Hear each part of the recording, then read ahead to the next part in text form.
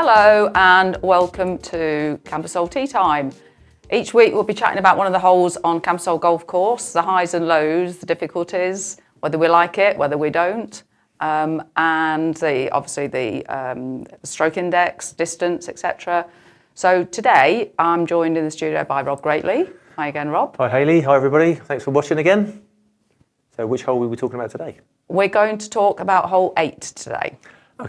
Okay, so hole 8, obviously front 9, recently changed the stroke index of hole 8, didn't we? Yes, we did, because it used to be 17, and now it's still 13. 13. Yeah. Yeah, because we swapped it with hole 3. 3. 3, yes. yeah. Because basically we're trying to give all the par 3s the highest stroke index, yeah. And it meant that hole 8 had to change. Yeah, because I never thought that it should have been the stroke index that it was.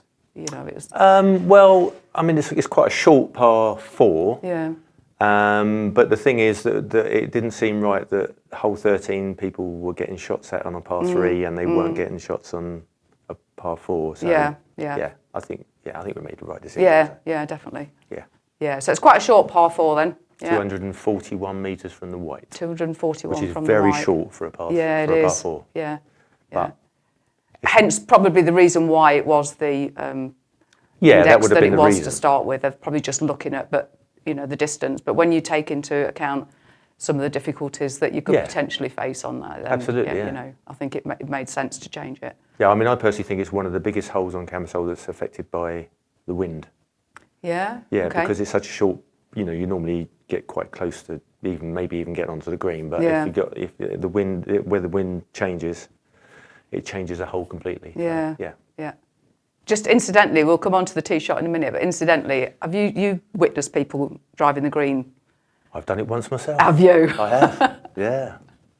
Like a few years ago. Yeah. But no, I have done it once myself. Have you? Yeah. Even avoiding that massive bunker right in front of it. Yeah, right up in between. Where you've got that narrow bit which goes in between. Yeah. Never done it since. No. Okay. So it's always a driver for you on this one, is it then? Actually, no, it's not. It depends really on the wind direction. If the wind is behind, then I don't generally go for the green anymore. No. So if the wind's behind, I'll take a shorter club, a 5 wood or something. Yeah. And just try and leave myself something like 80 to 100 yards from the green. Yeah. Yeah. Because there's not much difference on the on the tee boxes there between the different coloured tees. No. There's virtually nothing. No, although the whites tend to be quite a long way back. Yeah. So if you're going off the whites, then normally it's going to be a driver. Yeah. Just incidentally, before we actually move on to the hole, a couple of times we've done a across the pond challenge. Yes. From that tee box. We haven't done that recently, actually. We did it. I think we did it on one of the charity days last year, but that was the last time that we did it. But that's a lot of fun. Yeah, it is actually. Yeah. Yeah. So for anybody who hasn't done that before, basically you take your whatever club you want, and you've got the 18th green, which is just over the water. The 10th green. Beg your pardon. Correct. The 10th green, which is just over the water, and you take your shot from the white tees, beeps from the white tees on the 8th tee box, and see who gets closest to the pin. Yeah, and that's about 170, 180 yards, I think. Yeah. From there. Yeah, we need to do that one again because that's a lot of fun. Absolutely, yeah. No, I agree. Yeah, I enjoy doing that. Yeah. Yep. I think the ladies, did they take theirs from the 18th tee box rather than from the 8th? I'm sure the men went from the 8th and the ladies went from the 18th to get over to the 10th. Yeah. Yeah, it'd be a difficult shot for the ladies from the. Absolutely. We've got no chance. No chance. Yeah. No, but it's good. Yeah. Yeah, and also we raise a bit of money for charity. Raise a bit of money for charity. Yeah, which is always a good thing. Yeah. Yeah. Okay, so back onto hole 8 then. So whatever your first shot. I mean, I'd normally take my driver from there. Yeah. It's because I normally hit it fairly straight with a bit of a draw. So usually it ends up on the fairway, but there is a bit of. There is a penalty area actually on the left-hand side. There's not penalty area, it's out of bounds on the left-hand side. Out of bounds, yes, it's out of bounds, past where the workshops are. The workshops are, yeah. Yeah, there's out of bounds all the way out, right the way around the back of the green. Yeah. And on the other side, no penalty area, but it is scrub land. There's a lot of scrub land, yeah. Yeah, you can easily lose your ball there. Yeah, and there's quite a long line of trees as well, which can come into play for a few people. Yeah. Yeah, and then there's, so we've taken your second shot, I mean, we do nearest the pin in 2 on the 8th. Yeah, a lot of the societies do, Yeah. and we do usually on our club competitions as do. well. So Yeah. definitely achievable, you know. But you do have to clear that rather deep bunker. Yeah, the main just thing in is as front of well the is that green. the green is much higher. It's Yeah. a really elevated green, so you can't see the bottom of the flag. Yeah. Yeah, probably end up having to take an extra club than you would normally take. Yeah. Yeah. And Yeah, also, there's not a lot of room behind the green if you There's tend not, to I know, overshoot the green. yeah, So, and yeah, because as you say, the out of bounds goes all the way around the back. Yeah, you've but actually also only there's got- that steep slope at the back of the green. yeah, so, you've actually only got about 5 yards from the edge of the green into the out of bounds. yeah, So if you go over the green, there's a fairly strong Yeah. likelihood you're going to be out of you're going bounds. to be out of bounds. So Yeah. there's a lot of thick grass there, which can potentially stop it. But Yeah, but it's on a downhill slope it's as on well. downhill slope. I know. Yeah. I know. So, Yeah, yeah. it's not an easy hole, but No, it's not actually. But just going back to that huge bunker, which was not recently, it was quite some time ago now, when they kind of hollowed it out and put new sand in. But it's like the White Cliffs of Dover. I mean, it's just Yeah, it's one of those. It's massive. a deep bunker. Yeah. Yeah, you've got to get it up in the air to get it out. really up in the air. Yeah, and if you go right in, you know, you're literally faced with.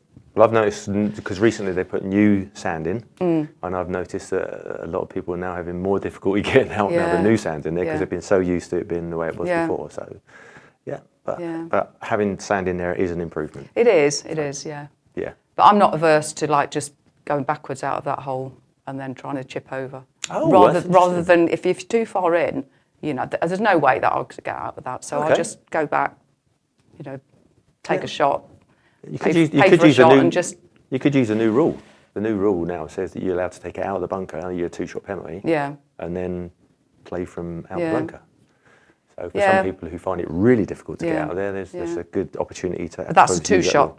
It is a penalty 2-shot though, penalty. so but yeah, so I'd rather just take a backward shot and then just try and Yeah. get over from there, yeah. Yeah, I mean, stroke index 13, so anybody 31 or more Yeah, handicap, I would suggest that if you're in the bunker and you know you're going to have difficulty getting Yeah. out, use your 2 shots just use, wisely. yeah, Yeah. at least try and get something out of it. Yeah, absolutely. Yeah, Yeah, and the other 2 bunkers on the right-hand side, yeah, which have been GUR for a long time. have been GUR for a long time. They're now back in play. They're now back in play. Both of them. As grass bunkers. Yeah, Yeah, yeah. which Yeah. is a good thing. It's a good thing, yeah. Yeah. And then just before that, you've got the very old GUR, which has not been GUR for a long time. It's kind of growing a bit now. I think it's Yeah, yeah. a bit. It needs some work. It does need a bit of work. It does yeah, need a bit of yeah. work, but Yeah. yeah, it's in play. Yeah. I mean, I always say this about all areas like that, is the ball's in there because you put it in there. So sometimes you just I have know to we take, don't choose to, but you know, we yeah. have to take the punishment. Yeah, you just have to take your medicine. So, Yeah, yeah. yeah. And the green itself is nothing too untoward about it. I mean, it's fairly quite flat, isn't it? Flat, yeah. Yeah. It's just getting on there in the first place and Yeah, it's a avoiding fairly it. decent sized green. Yeah, yeah, Yeah, but it is generally flat. yeah, Pin position, if it's at the front, that's difficult. yeah. I would say it's probably probably the most birdied holes for a par 4. Possibly. Yeah. Yeah, possibly. I know Although one there are a person lot who of people. always gets a birdie on there. You can hear him dancing around wherever you are on the course, singing his little birdie I think, song. to be honest, if I was honest, I would say it's for lower handicap players, it's probably an easier hole than it is for higher handicap players. yeah. Because of the big bunker at the front. Yeah, But because it's elevated, because you've got to get it up onto the green. Yeah. Yeah, I think that you probably find that lower handicap players are more likely to birdie it than. yeah. than No, higher I handicap players. totally agree with that. Yeah. You know, because it's that second shot, you need the height, you need to get over the bunker, you need to be fairly accurate with that shot. Yeah. You know, and the higher handicappers, you know, maybe not quite so good at the high chip shots and Yeah. getting it over there. So, yeah. Yeah, I mean, you've got to get it quite close to the Yeah. hole to birdie. So, Yeah. Yeah. It's, And if you haven't got that skill, if you haven't got that in your bag, you know, then you need to try and get that narrow entry Yeah. point to get up to the green. Yeah, you know, basically. to maybe to put it on for your third shot. yeah, absolutely. Yeah. Yeah. Yeah. Yeah. But I guess you've birdied that a few times. Yeah, I have. Well, I've birdied it a few times, but I wouldn't say that I've been a prolific birdier at that Prolific hole. birdier. No. Is that even a word? You know, yeah, it's all about the second shot, really, isn't it? Yeah, You yeah. know, if you can get your ball fairly close to the pin, which is not easy, then you're going to have a chance of birdie. Yeah. But yeah, I don't think it's not an easy hole. No. And I don't think pin position matters that much either, really, does it? Because it's... Well, obviously, it's more difficult to get near to the pin if the pin's at the front of the green. Because you've really got to get the ball high, and you know, you're more likely to go. But if it's near the front of the green, you're at risk of going too short and ending up in the bunker anyway, aren't you? So. Yeah, so probably the easier pin position, I think, is towards the back of the green, because you give yourself more opportunity to get close to the pin. So yeah, and then just a nice little put up, and off you go. Happy days. A par's fairly achievable. Have? Yeah, I've done parred that a few times. Yeah, birdied it once. Have you really? Just once. That's a good effort. I know. Very good effort. Don't sound amazed, but I did. But no, that's a good effort. No, fair play. That is a very good effort. Yeah, it's I don't think it's an easy hole to birdie, to be honest. Yeah, and of course I only get one shot on there as well, so you know, to come away even to get a 5, you know, I'm okay with that. Yeah.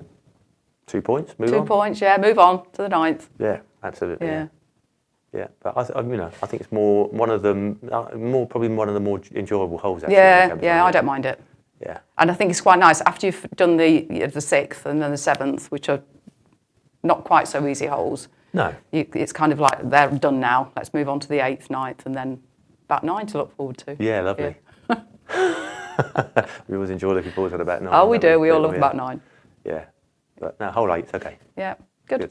All right. Yeah. Thank you for that, Rob. You're welcome. Thank you for joining me and great. sharing your knowledge of hole 8 with me. Well, we do our best. Okay. Thanks for joining us. I hope you've enjoyed that, and maybe it's given you a little bit of information about how to deal with hole 8 on Camposol Golf. Thank you for joining us, and we'll look forward to seeing you next time when we'll be talking about another hole on Camposol. Thank you, Rob. Welcome. Bye, guys. Thank you. Nice to see you all. Bye for now.